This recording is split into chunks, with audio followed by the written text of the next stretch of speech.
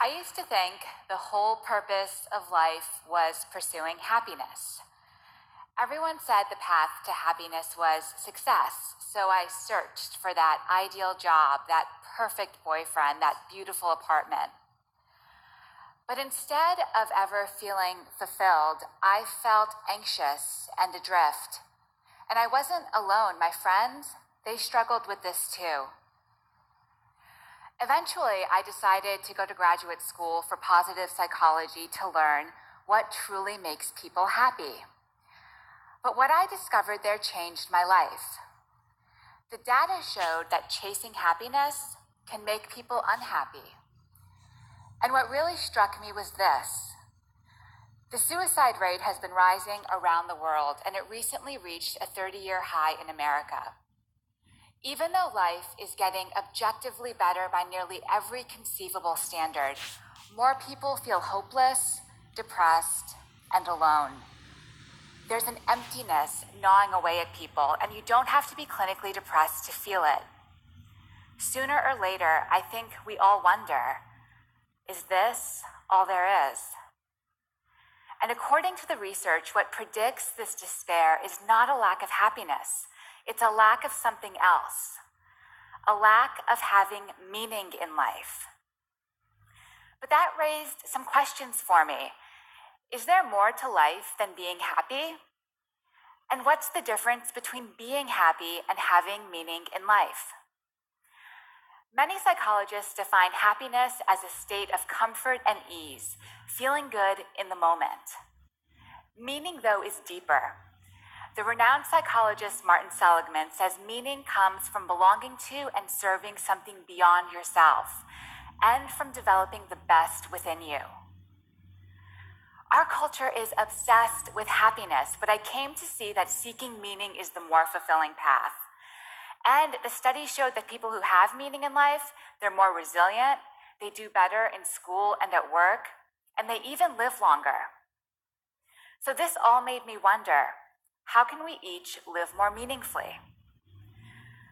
To find out, I spent 5 years interviewing hundreds of people and reading through thousands of pages of psychology, neuroscience, and philosophy. Bringing it all together, I found that there are what I call 4 pillars of a meaningful life, and we can each create lives of meaning by building some or all of these pillars in our lives. The first pillar is belonging. Belonging comes from being in relationships where you're valued for who you are intrinsically and where you value others as well. But some groups and relationships deliver a cheap form of belonging. You're valued for what you believe, for who you hate, not for who you are. True belonging springs from love. It lives in moments among individuals, and it's a choice. You can choose to cultivate belonging with others. Here's an example. Each morning, my friend Jonathan buys a newspaper from the same street vendor in New York. They don't just conduct a transaction, though. They take a moment to slow down, talk, and treat each other like humans. But one time, Jonathan didn't have the right change, and the vendor said, "Don't worry about it." But Jonathan insisted on paying, so he went to the store and bought something he didn't need to make change. But when he gave the money to the vendor drew back. He was hurt. He was trying to do something kind, but Jonathan had rejected him. I think we all reject people in small ways like this without realizing it. I do. I'll walk by someone I know and barely acknowledge them. I'll check my phone when someone's talking to me. These acts devalue others. They make them feel invisible and unworthy. But when you lead with love, you create a bond that lifts each of you up. For many people, belonging is the most essential source of meaning, those bonds to family and friends. For others, the key to meaning is the second pillar, purpose. Now, finding your purpose is not the same thing as finding that job that makes you happy.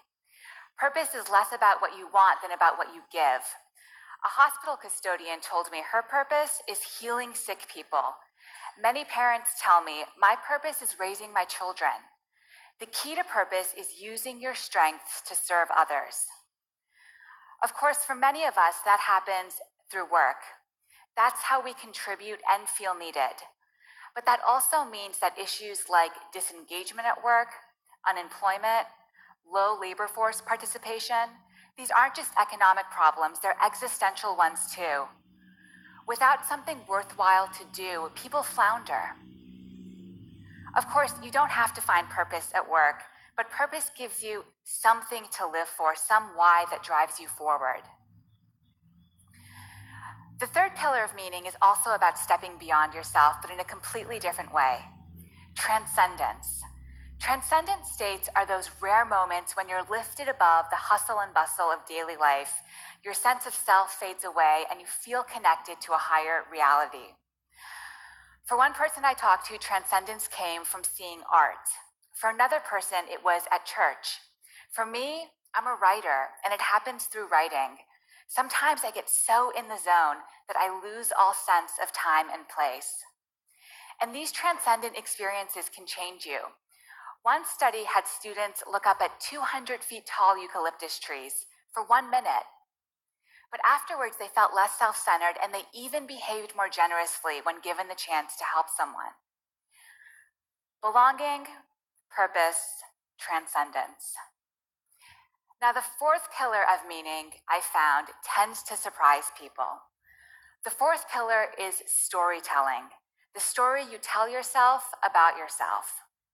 Creating a narrative from the events of your life brings clarity. It helps you understand how you became you. But we don't always realize that we're the authors of our stories and can change the way we're telling them. Your life isn't just a list of events. You can edit, interpret, and retell your story even as you're constrained by the facts. I met a young man named Emeka who'd been paralyzed playing football. After his injury, Emeka told himself, "My life was great playing football, but now, look at me." People who tell stories like this, "My life was good, now it's bad," they tend to be more anxious and depressed. And that was Emeka for a while. But with time, he started to weave a different story. His new story was, "Before my injury, my life was purposeless. I partied a lot and was a pretty selfish guy. But my injury made me realize I could be a better man." That edit to his story changed Emeka's life. After telling the new story to himself, Emeka started mentoring kids, and he discovered what his purpose was: serving others. The psychologist Dan McAdams calls this a redemptive story, where the bad is redeemed by the good. People leading meaningful lives, he's found, they tend to tell stories about their lives defined by redemption, growth, and love. But what makes people change their stories? Some people get help from a therapist, but you can do it on your own too, just by reflecting on your life thoughtfully. How your defining experiences shaped you, what you lost, what you gained. That's what Emeka did. You won't change your story overnight. It could take years and be painful. After all, we've all suffered and we all struggle. But embracing those painful memories can lead to new insights and wisdom, to finding that good that sustains you. Belonging, purpose, transcendence, storytelling. Those are the 4 pillars of meaning. When I was younger, I was lucky enough to be surrounded by all of the pillars. My parents ran a Sufi meeting house from our home in Montreal. Sufism is a spiritual practice associated with the whirling dervishes and the poet Rumi. Twice a week, Sufis would come to our home to meditate, drink Persian tea, and share stories. Their practice also involved serving all of creation through small acts of love, which meant being kind even when people wronged you. But it gave them a purpose: to rein in the ego. Eventually, I left home for college, and without the daily grounding of Sufism in my life, I felt unmoored, and I started searching for those things that make life worth living. That's what set me on this journey. Looking back, I now realize that the Sufi house had a real culture of meaning. The pillars were part of the architecture, and the presence of the pillars helped us all live more deeply. Of course, the same principle applies in other strong communities as well, good ones and bad ones. Gangs, cults, these are cultures of meaning that use the pillars and give people something to live and die for. But that's exactly why we as a society must offer better alternatives. We need to build these pillars within our families and our institutions to help people become their best selves.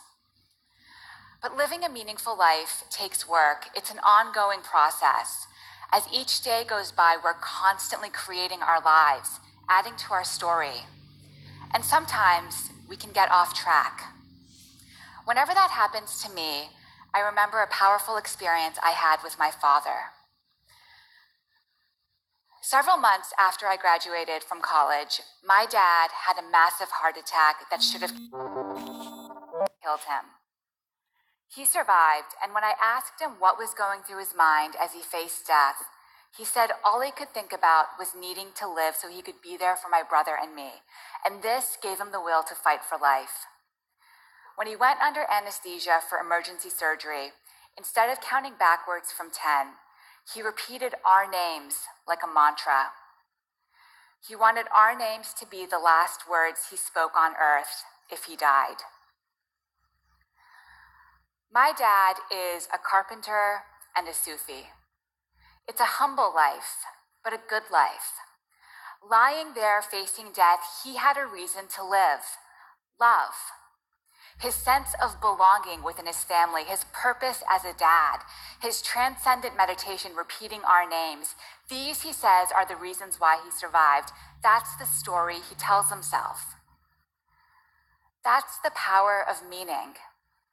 Happiness comes and goes, but when life is really good and when things are really bad, having meaning gives you something to hold on to. Thank you.